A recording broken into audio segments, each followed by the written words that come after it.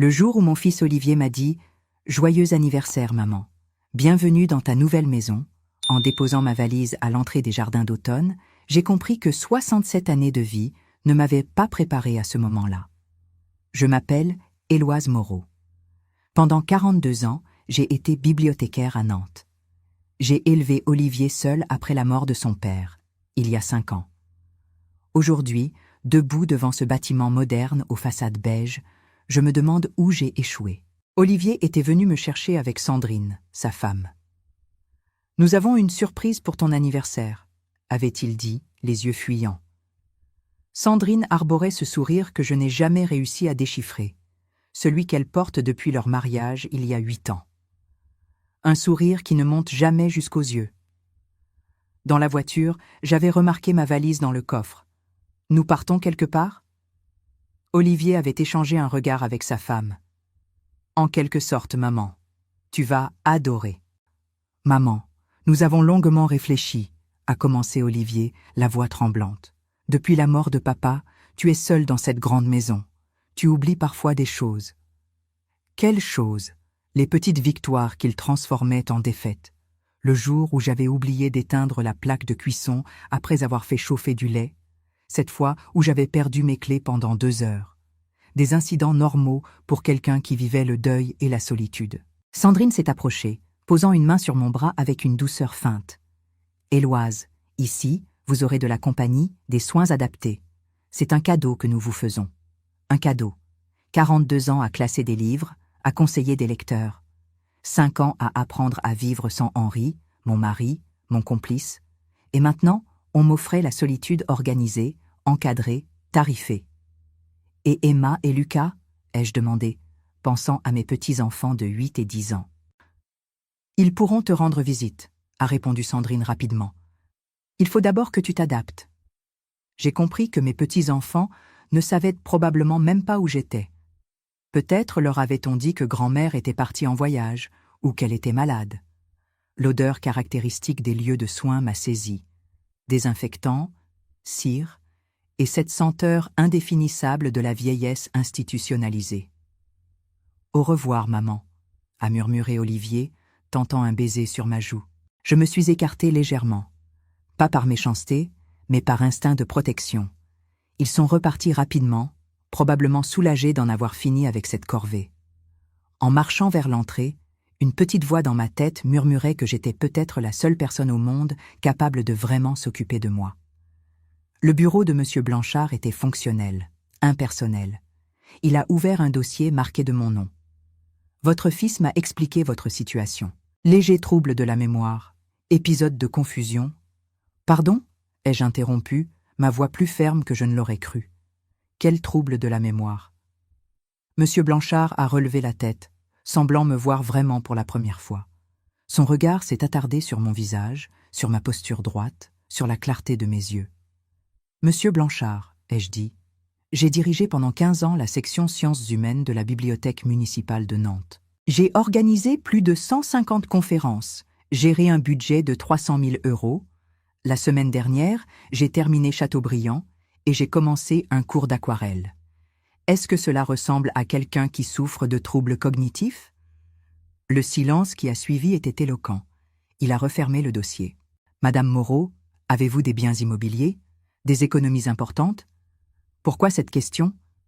Parce qu'en 20 ans de carrière, j'ai appris à reconnaître certains schémas familiaux.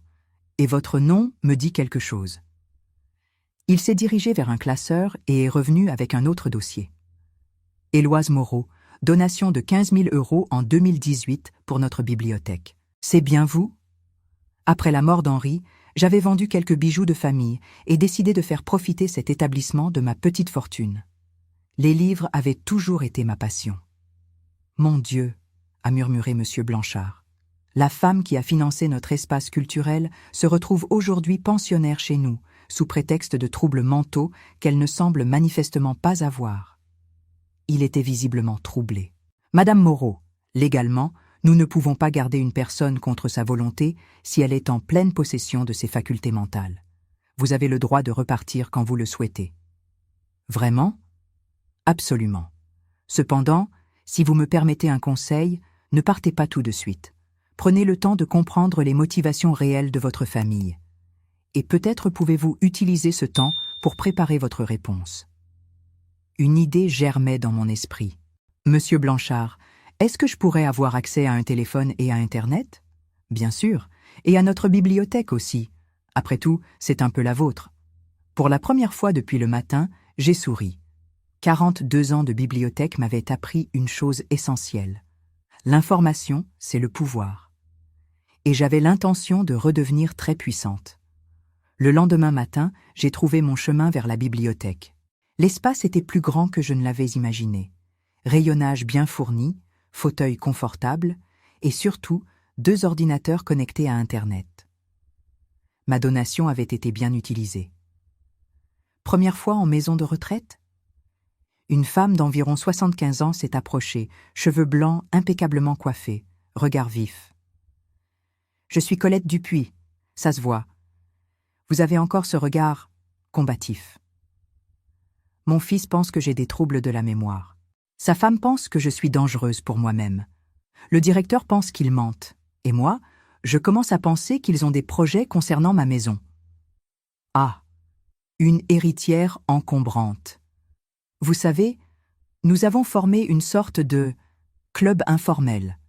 Des femmes qui ont été placées par leur famille pour des raisons douteuses. Voulez-vous nous rejoindre ce soir? J'ai passé l'après-midi sur l'un des ordinateurs. Ce que j'ai trouvé m'a glacé. Un article de 3 mois dans Ouest France. Olivier Moreau, comptable indépendant, fait l'objet d'une enquête de l'Ordre des experts comptables pour irrégularité présumée dans la gestion de plusieurs dossiers clients. Mon fils avait des problèmes financiers graves. Le cadastre en ligne m'a permis de vérifier la valeur actuelle de ma maison, 350 000 €. Une jolie somme pour quelqu'un qui avait besoin de rembourser des clients lésés. Le soir venu, j'ai découvert que le club comptait 5 membres. Colette, Micheline, Françoise, Agnès et maintenant moi. Toutes des femmes avec du patrimoine, toutes placées par leur famille avec les mêmes arguments. Ce qui me frappe, ai-je dit après avoir écouté leurs histoires, c'est que nos familles ont toutes utilisé les mêmes arguments. Notre sécurité, notre bien-être, notre prétendue fragilité. Exactement, a acquiescé Micheline. Les hommes âgés riches sont respectés. Les femmes âgées riches sont dangereuses. Cette nuit-là, mon esprit travaillait. Je repensais aux derniers mois, aux signes que j'avais mal interprétés. Les questions d'Olivier sur mes comptes bancaires, soi-disant pour m'aider à mieux gérer. Les suggestions de Sandrine concernant la révision de mon testament. Leurs inquiétudes soudaines pour ma santé mentale, juste après que j'ai refusé de leur prêter 30 000 €. Tout s'éclairait avec une netteté cruelle. Le lendemain matin, j'ai appelé Maître Leblanc, mon notaire depuis 20 ans. « Éloise, votre fils m'a dit que vous étiez en convalescence quelque part. »« En convalescence ? Maître, j'ai besoin de vous voir. Et j'aimerais que vous vérifiez si quelqu'un a tenté d'obtenir des informations sur mes biens récemment. »« Éloise, où êtes-vous exactement ? » ?»« Au jardin d'automne, maison de retraite. Pouvez-vous venir cet après-midi ? » Maître Leblanc est arrivé à 15 heures précises. Monsieur Blanchard nous a prêté son bureau. « Éloise, je suis soulagée de vous voir en si bonne forme. Votre fils m'a appelé il y a 15 jours en me racontant une histoire très différente. »« Quelle histoire ? » ?»« Selon lui, vous montriez des signes de confusion mentale préoccupants. Il souhaitait savoir comment protéger votre patrimoine si votre état se dégradait. Il m'a même demandé s'il était possible d'établir une tutelle préventive. Le sang m'est monté au visage. Une tutelle ? J'ai refusé, mais son insistance m'a intrigué. Maintenant que je vous vois, j'ai ma réponse. Il a consulté ses notes. Olivier m'a contacté 4 fois depuis mars, et votre banque m'a appelé. Quelqu'un avait tenté d'obtenir des informations sur vos comptes en se présentant comme votre mandataire légal. La trahison était encore plus profonde que je ne l'avais imaginé. Que puis-je faire légalement ? Vous pouvez partir quand vous voulez, mais parfois, la meilleure défense est de laisser l'adversaire se découvrir. J'aimerais rester encore quelques jours, le temps de rassembler plus d'éléments. Le soir même, j'ai rejoint mon club avec ces nouvelles informations. Vous savez ce qu'il vous faut maintenant, a dit Colette. Des preuves concrètes de leurs intentions. Faites-les venir. Enregistrez la conversation. L'idée était tentante, mais risquée. Et si ça tourne mal? Ça ne peut pas tourner plus mal que maintenant, a observé Micheline. Vous êtes déjà en maison de retraite contre votre gré. Vos petits-enfants ne peuvent plus vous voir, et votre fils essaie de mettre la main sur votre héritage. Le lendemain matin, j'ai appelé Olivier. Olivier, j'aimerais que tu viennes me voir, avec Sandrine. J'ai des choses importantes à vous dire concernant certains arrangements que je voudrais prendre. Quel genre d'arrangement? Nous en parlerons demain. Peux-tu amener Emma et Lucas? Non, ce ne sera pas possible. Ils ont des activités. Il a raccroché rapidement. La nervosité dans sa voix était éloquente. Olivier mordait à l'hameçon. Ils sont arrivés le lendemain à 14 heures, visiblement mal à l'aise. Je les ai accueillis dans le petit salon des familles. Mon téléphone était posé discrètement à côté de moi, l'application d'enregistrement déjà lancée. La vie ici me convient finalement, ai-je menti. J'ai eu le temps de réfléchir à ma situation, à mon avenir, à mon héritage. Les yeux de Sandrine se sont éclairés imperceptiblement. Votre héritage. Je réalise que je n'ai pas été très clair dans mes volontés. Et à mon âge, avec les petits troubles de mémoire dont vous vous inquiétez, il vaut mieux prendre les devants, non? Olivier s'est penché vers moi. Quels troubles de mémoire, maman? Eh bien, ceux qui vous ont décidé à me placer ici, les oublis, les confusions. Vous aviez raison de vous inquiéter. Sandrine a pris la parole. Éloise, nous nous sommes peut-être inquiétés un peu vite. Si vous vous sentez mieux? Non, non. Vous aviez raison. C'est pour cela que je veux régler certaines choses maintenant. Mon testament, bien sûr. Et peut-être donner procuration à quelqu'un de confiance. J'aimerais comprendre quelque chose, ai-je continué innocemment. Maître Leblanc m'a dit que tu l'avais contacté plusieurs fois ces derniers mois. Pour quelle raison? Olivier a rougi violemment. J'étais inquiet pour toi. Et ma banque m'a appelé. Apparemment, quelqu'un a tenté d'obtenir des informations sur mes comptes en se présentant comme mon mandataire. Tu ne saurais pas qui? Sandrine a pris le relais. Nous nous sommes renseignés par amour pour vous, par prudence. Et mes petits-enfants? Pourquoi ne sont-ils pas venus? Ils ne savent pas où je suis, n'est-ce pas? J'ai en effet décidé de modifier mon testament, ai-je continué. Ma maison vaut 350 000 €, plus mes économies. Au total, environ 450 000 €. Je pensais léguer le tout au jardin d'automne.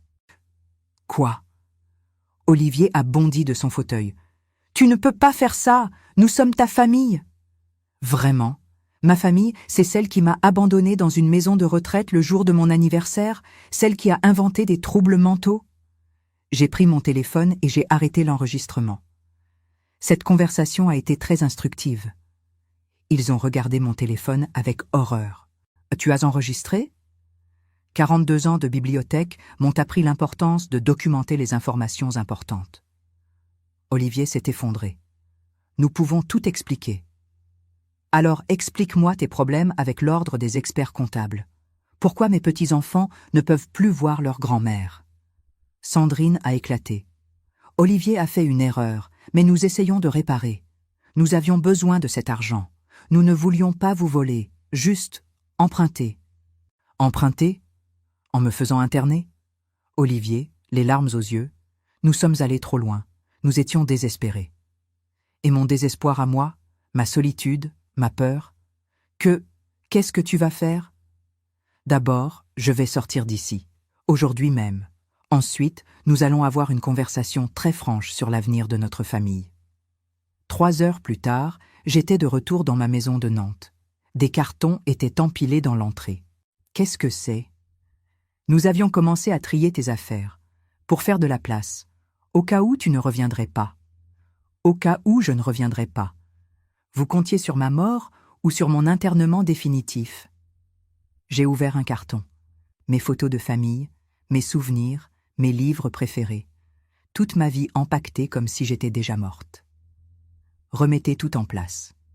Maintenant. Quand tout a été rangé, je me suis installée dans mon fauteuil de lecture. Maintenant, parlons sérieusement. Olivier, dis-moi exactement quelle est ta situation. J'ai mal géré des placements pour 3 clients. Ils ont perdu beaucoup d'argent. Je risque l'interdiction d'exercer.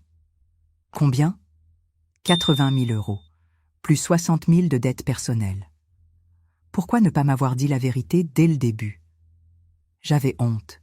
Tu as toujours été si parfaite. J'avais l'impression d'être un raté. Un raté ? Tu as une belle famille, 2 enfants magnifiques. Tu as fait une erreur, pas un crime. Sandrine a baissé les yeux. Nous pensions que vous ne nous aideriez jamais, que vous étiez trop radine. J'ai éclaté de rire. Radine ? Moi qui ai payé vos vacances pendant 3 ans ?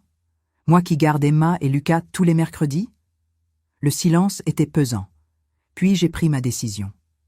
Voici ce qui va se passer. Je peux vous prêter 100 000 euros. Leurs visages se sont illuminés, mais j'ai levé la main. Avec des conditions strictes, thérapie familiale obligatoire. Mes petits-enfants reprennent leur visite. Remboursement sur 10 ans avec intérêt. Et si nous refusons ? A demandé Sandrine.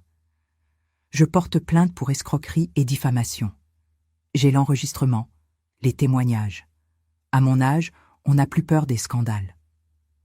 Pourquoi fais-tu ça après ce que nous t'avons fait ? Parce que tu es mon fils. Parce qu'Emma et Lucas ont besoin de leur grand-mère. Mais surtout parce que j'ai compris quelque chose. Je ne suis pas une vieille femme fragile qu'on manipule. Je suis Éloise Moreau. J'ai 67 ans et j'ai encore beaucoup à vivre. Nous acceptons vos conditions, Éloise. Toutes. Parfait. Maintenant, allez me chercher Emma et Lucas. 1 heure plus tard, mes petits-enfants se jetaient dans mes bras. « Grand-mère ! Papa a dit que tu étais malade. » J'étais malade de vous voir si peu, mais ça va mieux maintenant. 3 mois ont passé. Olivier suit sa thérapie et rembourse ses clients. Sandrine et moi apprenons le respect mutuel. Emma et Lucas viennent toujours le mercredi. Cette terrible journée d'anniversaire m'a appris que l'âge n'est pas une faiblesse, que l'amour familial ne doit pas être aveugle, et que 42 années de bibliothèque préparent excellemment à affronter mensonges et manipulations. Hier, M. Blanchard m'a demandé de venir parler à de nouvelles pensionnaires dans des circonstances douteuses. J'ai dit oui, parce qu'à 67 ans, je commence ma vraie vie. Une vie où plus jamais on ne me fera passer pour ce que je ne suis pas. Si cette histoire a touché votre cœur, laissez votre like, abonnez-vous à la chaîne, commentez de quelle ville vous êtes et répondez-moi. À ma place, qu'auriez-vous fait ? Votre message peut égayer la journée de quelqu'un.